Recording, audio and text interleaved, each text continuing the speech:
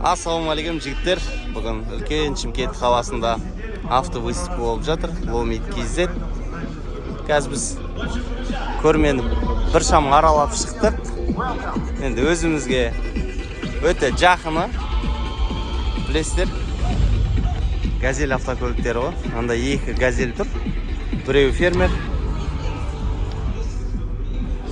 420 полный хром дисктер. Полный круг хром. Салон. Красный салон.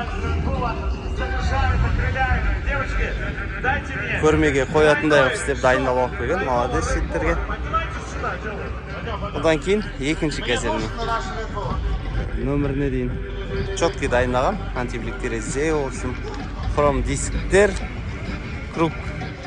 Тонировка. Қалай жалпы газелдің состояниесі. Мүмкіндік болса келіңіздер, көріңіздер. Бұрынғы ескі аэропорт. Бұрынғы Астер автоның парковкасы болатын. Қазір осы жерде көрмелер өтіп, әжептәуір халықтың пайдасына асып жатыр десек болатын шығар.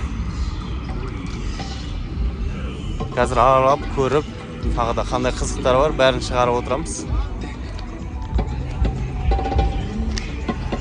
Жігіттерге рахмет. Дайындап алып келгендеріне.